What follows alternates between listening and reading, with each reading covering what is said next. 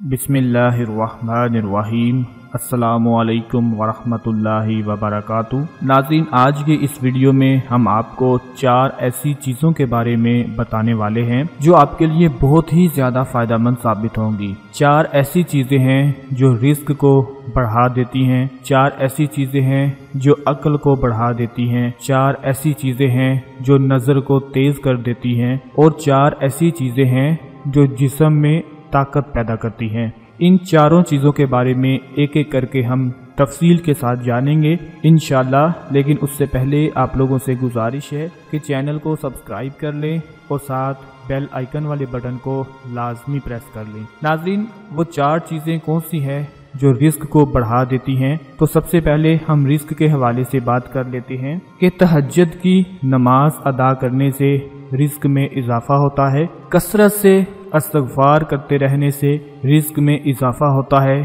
क्योंकि जैसे जैसे आप कसरत से इस्तिग़फ़ार करते रहेंगे आपके गुनाह मिटते रहेंगे और रिस्क में इजाफा होता रहेगा। कसरत से सदका देने से, खैरात करने से अल्लाह पाक रिस्क में इजाफा फरमा देते हैं और जितना ज्यादा आप सदका खैरात करते रहेंगे अल्लाह पाक आपको उतना ही ज्यादा रिस्क अता फरमाते रहेंगे। और उसके बाद है कसरत से जिक्र करना। नाज़रीन, जितना आप जिक्र करेंगे, अल्लाह ताला को याद करेंगे, अल्लाह पाक आपके रिस्क में इजाफा फरमाते चले जाएंगे। और उसके बाद नाज़रीन हम बात कर लेते हैं कि 4 चीज़ें ऐसी कौन सी हैं जो अक्ल को बढ़ा देती हैं। तो अक्ल को बढ़ाने वाली 4 चीज़ें हम आपको बताने लगे हैं। नंबर 1, फजूल काम से परहेज करना। फजूल कामों से परहेज करना चाहिए, क्योंकि जो बंदा हर वक्त फजूल कामों में लगा रहता है उसकी अक्ल ज़ाया होती रहती है। और उसके बाद है नंबर 2, दांत साफ रखना। अपने दांतों को हमेशा साफ रखा करें। सुबह के वक्त, दोपहर के वक्त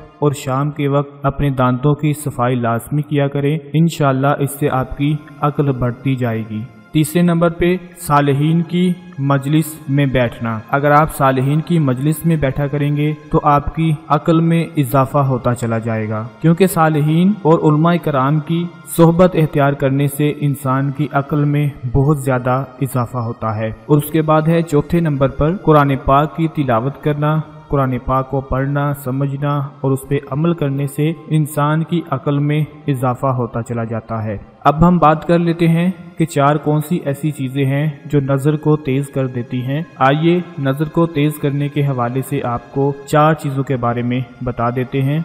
नंबर 1, खाना काबा के सामने बैठना या खाना काबा को देखते रहने से इंसान की नजर तेज हो जाती है, इंसान की नजर में इजाफा हो जाता है। दूसरे नंबर पर सोते वक्त सुरमा लगा लेना। सोने से पहले रात को सुरमा लगाने से, आंखों में सुरमा लगा लेने से इंसान की नजर तेज हो जाती है। तीसरे नंबर पे सब्जाजार चीजों को देखना, यानी कि जब आप सुबह के वक्त उठें तो बाहर सैर के लिए निकल जाएं और घास को देखें, पौधों को देखें, दरख्तों को देखें। सुबह सुबह सब्जाजार चीजों को देखने से इंसान की नजर में इजाफा होता है और नजर तेज हो जाती है। और चौथे नंबर पर साफ जगह पर बैठना। कभी भी गंदगी वाली जगह पर मत बैठें। जहाँ भी बैठे हमेशा साफ जगह पर बैठें। अगर जगह गंदगी वाली हो तो उसे अच्छी तरह से साफ करके वहाँ बैठ जाना चाहिए। तो नाजरीन, अब हम आखिर में 4 ऐसी चीजों के बारे में आपको बताने वाले हैं जिससे बदन में,